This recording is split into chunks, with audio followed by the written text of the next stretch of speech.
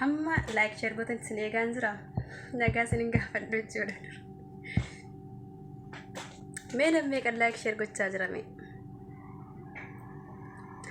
ashamaa harka fuunee akkam jirtu nagaa keessanii jirtu ani nagaa kootii galanni waaqayyoof haa ta'u kabajamtoota hordoftoota jaallatamtoota maatii kaayyoftu biyya keessaa fi biyya alaa teessanii obboleettii keenya jajjabeessaa kan jirtan nageenyi araarri jaalalli waaqayyoo fi araarsummaan haadha keenya qulqulleettii dubroo maariyaamii isiniif haa baay'atu baay'ee kan isin jaalladhudha baay'ee isin kabajas har'a egaa hoo maal taatee kaayyoon kolfumaan nutti uftee akkanaan fuulli koo baay'ee fee jira jechuudha fuula gammachuuti beektanii kanaafiyyuu egaa har'anii istiidiyoo kaayyoof tuubii yookiin moggee koo yookiin immoo mucaa kiyya gidduutti argamee kan jira baay'ee gammadeen jira kaayyoof tuuf guddaa galatoomi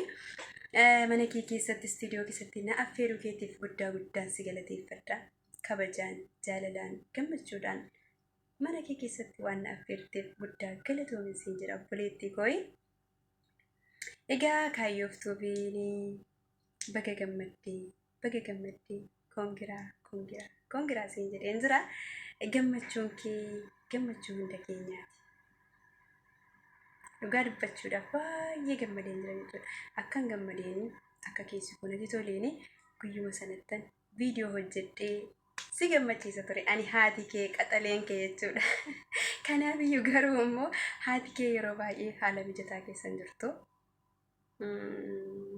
kanaafiyyuu viidiyoo yeroo darbe hojjedheen ture jechuudha dhugaa dubbachuudhaaf bifa haadhaatiin kaayyoof adda gutee viidiyoo hojjedhee tan ture nama biraafis hojjedheen ture jechuudha galanni waaqayyoof haa ta'u garuu yoo waaqayyo jedhe malee homti tokko hin ta'u jechuudha nuti jenneef nuti yaanneef yaada dhala namaatiin wanti tokkollee hin raawwatu jechuudha kanaafiyyuu akka tasaa ta'e silkii kana faana otoo walitti hidhiitiin godhatiin deeme jechuudha deeme gaafa jedhu tamasgeen geetaa'e jedhee nan dhiise jechuudha kanaafiyyuu guyyaa har'aa kana waaqayyo gooftaan haala naa mijeessee na gargaaree mana keetti argamee tan jira mana keetti argamuu koof immoo guddaa gammadee tan jira kaayyoo koo bareedduu koo damma koo baga gammaddee baga waaqayyo gooftaan si gammachiisee siinan jedha egaa kaayyoon nama amala qabeettii nama jajjabee nama waan hojjete tokko dafee bira ga'uuf ariifatu akka taate hundi keessan ni beektu kaayyoon hin soobdii lakkii intala shisaa bataate jajji yoonaan jettanii dogoggortanii jirtu jechuudha dhugaa dubbachuudhaaf kaayyoon gobosiidha kaayyoo ani kanan beeku toora waatsaappiitiin lakki toora feesbuukiitiin lakki toora iimootiin lakki toora teelegiraamiidhaan lakki eessattan bareedee toora yuutuubii keessatti ergan ishee barii garuu guyyaa tokko keessaa guyyaa tokko nama haala namatti hin jijjiirranne nama gargaaruuf booddeetti hin jenne ayizoosh wal bira jirraa wal gargaarraa maa inni sodaanii jabaadhaa dhugaa dubbachuudhaaf akka hundi keessan argitan isiniyyuu ragaanaa taatu ani qofaan dubbachuu nama faayidaan qabu kaayyoo koo bareedduu koo jabaadhu kanuma caalaatti jajjabinni kee ijoollota biraallee jabeessaa onnachiisaa waan jiruuf jabaadhu siin jedha koodee koo'e kanaafiyyuu baga gammadde gara fuulduraatti garuu wanta hedduu akka mana kaayyoo keessaa argattan manni kaayyoo mana kaayyoo keessa maaltu jira mana kaayyoo tapha jira mana kaayyoo bashannana jira mana kaayyoo diraamaa jira mana kaayyoo wantoota garaagaraa waan isin barbaaddantu jira jechuudha kaayyoon kana isinii qopheessuuf duuba isheetti waan isheen qabattee jirtu anatu beeka jechuudha haadha isheeti ani kanaafiyyuu mana kaayyootti goraa jajjabeessaa laayik sheer godhaa mana walii deemtanii mana walii keessa hin rafiina mana walii gaafa deeman wal jajjabeessuuf wal gargaaruuf like, share, subscribe, commentii walii gochuuf jechuudha. Kan maatii waliif ta'an malee ol dabarree gola rafuu qofaaf miti jechuudha. Kanaafiyyuu obboloota koo hundi keessan wal gargaaruu irratti xiyyeeffadhaa. Utuu waggaa arfan darban, waggaa 5 darban sana asuma jirra turre biyya ormaa kana keessa. Akkanatti walitti ufnee utuu kana yaallee irra ta'ee guyyaa har'aa kana eessa jirraa? Maalirra geenye jirraa? Rakkattoota meeqa nyaachifnee jirraa? Rakkattoota meeqa uffifnee jirraa? Ofii keenya hoo muuxannoo akkamii argatee jira laata? Sammuun keenya dandeettii akkamii argannee jira laata? Jennee utuu wal gaafannee hunduma keenyaaf gaaffiidha jechuudha. Garuu warri amma itti fayyadamaa hin jirre itti fayyadamaa. YouTubii kana jechuudha. YouTubii fayyadamuun irraa argachuuf birrii nyaachuuf qofa miti. Maaliree beekumsa argachuu, nama waliin wal baruu. Namni immoo gaafa wal baree gaafa haasofii gaafa kolfaa qofaa miti. Namni gaafa rakkinaas namaa ta'a jechuudha. Kanaafiyyuu otoo kaleessa eenkiddaa sana hojjechaa turree irra ta'ee har'a maalirra jirra laata nuti? Har'a eessa jirra laata jedhaatu yaada. Ammumayyuu yeroon teessee nama dheeddu. Umuriin keenya garan olsa deemaa jirra jechuudha. Umuriin keenya deemaa jira garuu yeroon nu gatee yeroon akkasuma nu gatee maal immoo hojjenna? Yeroo keenya kanatti maal dabarsine? Yeroo keenya kanatti maal dabarsine? Utuu waayifaa hin qabaanne tiisweel waayifaa hin qabnu jedhe. Garuu waayifaa hin qabnu daamiitii feesbuukiidha, tiktokiidha, instagiraamiidha, teelegiraamiidha kana kanarra oolla jechuudha warra faayidaa hin qabne. Achirras barumsa hedduu arganna garuu akkuma abbaan itti fayyadame jiru miidiyaaleen kuni. Kanaafiyyuu YouTubii kana itti fayyadamaa. Isin maal argitanii hanga guyyaa har'aatti warri jettan immoo namni amane isa abdate sana ni arga. Wanti nama hanqisu hin jiru. Hin arganna jennee abdiitiin jaalalaatiin ergi hojjenna ta'e wanta yaadne dhimma itti hin arganne hin qabu. Hin arganna jechuudha. Kanaaf warri hanga har'aatti YouTubii kana itti fayyadamne itti fayyadamaa. Kottaatoo itti fayyadamaa. Firii bu'aasaa immoo walumaan arguu dandeenya. Dadhabina ni qaba. Hojiin kamillee alattanii hin hojjettu. Man haadha abbaa keessanitti hojjettaniittu barumsallee barattanii sadarkaa gurguddaa irra geessaniittu milkaa'uu dadhabuutiin garbii ormaatti dhufuu dandeenya jechuudha anaatii kaasee.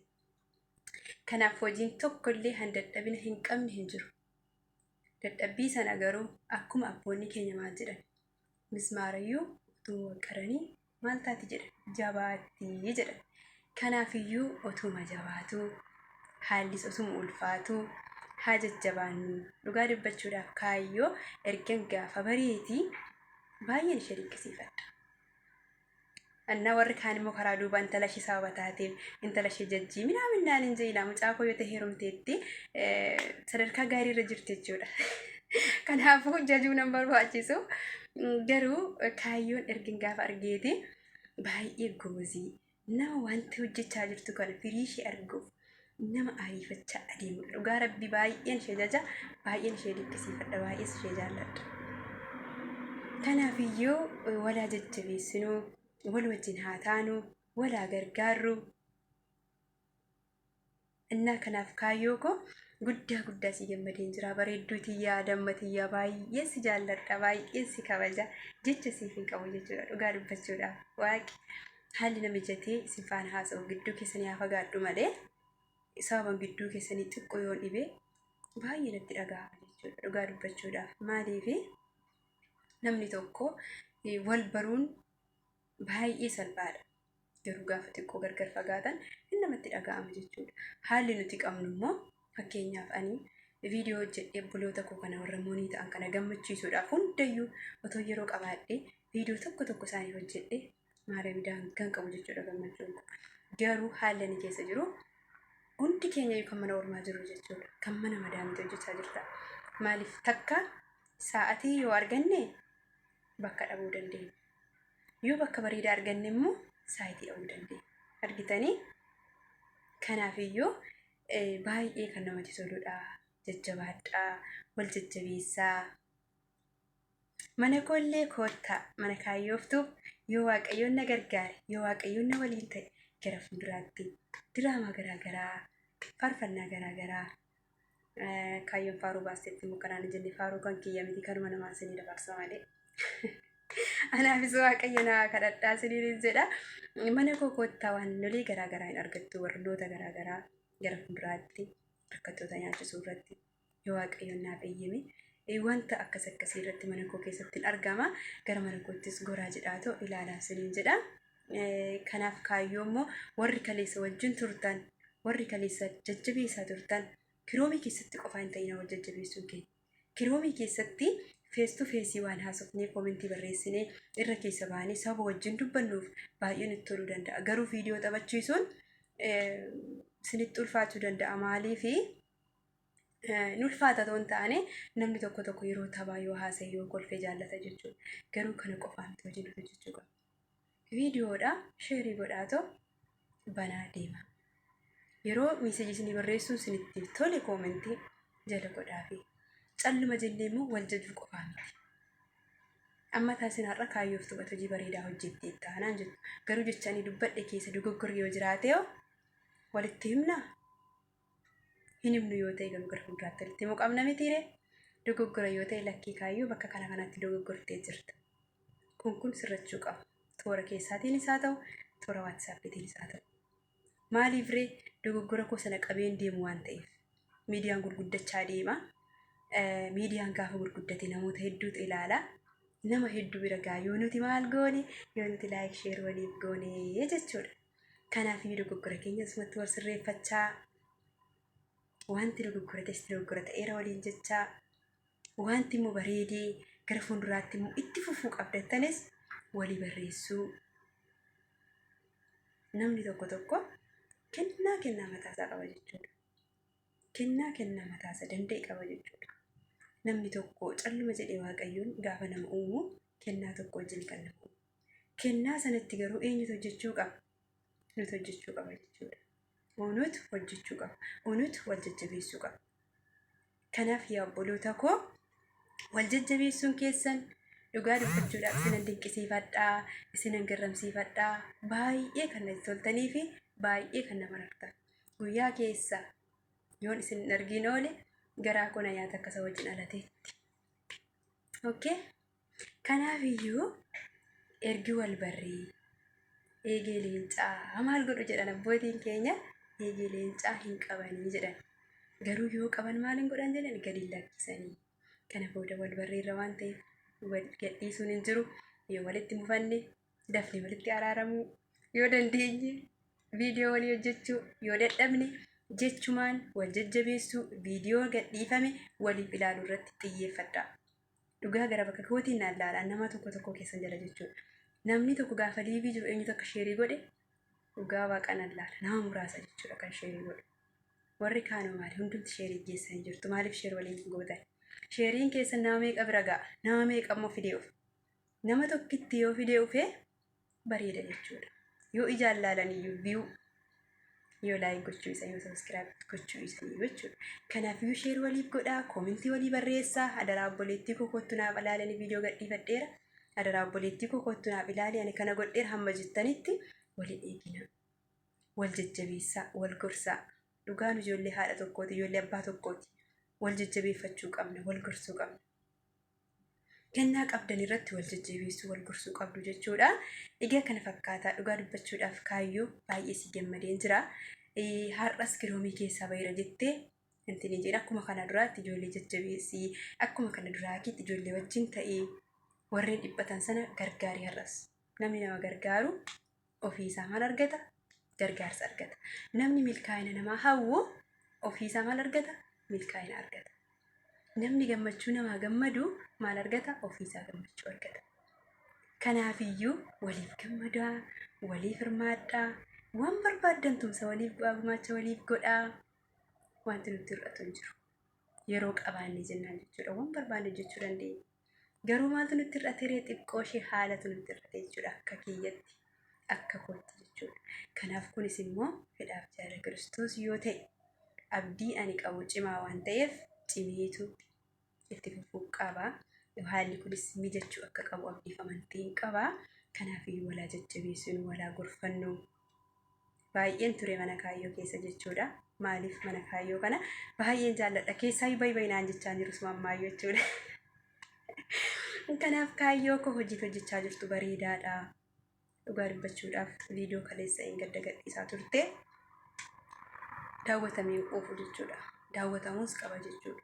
Akkanatti itti fufi hojii keetti fufi. Shakkii fi sodaa malee oduu nama hin dhaggeeffatina. Karoora keessan gara fuuldura namatti hin himatina. Kanaaf wanta bareedaa qabattee jirta. Jabaadhu hojii keetti fufiitii hojjedhu. Waaqayyoon si wajjin haa ta'u saa gargaaru. Baay'ee kanan jaalladhuuf baay'ee si kabaja. Baay'ee si jaalladha. Gara fuulduraattis immoo yoo Waaqayyoon jedhee wanta adda nu fageessu hin jiru jechuudha. Garaan hin fagaatiin malee garaan hin fagaatu jedhu. Karaan hin fagaatu hin malee jedhu abbootiin keenya. Kanaafiyyuu garaan keenya tokko ta'ee jennaan wanta baay'ee waliin hojjechuu dandeenya.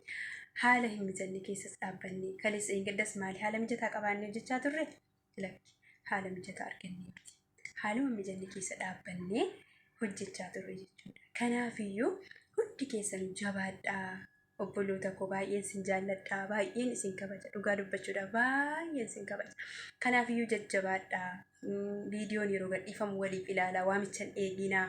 Irratti waliif argama. Beetele ijoolleen piraayimerii yeroo gadhiifatan adaraa keessan irratti waliif argama. Sheer waliif godha. Adaraa sheerii keessan nam tokko lama hin dhufaa. Jajjabaadhaan sin jedha. Kaayyoo koo hedduun si jaalladha. Hedduun si kabaja. Hunduma keessan hordoftoota kaayyooftuu baay'een sin jaalladha sin kabaja. Nagaan naa tura.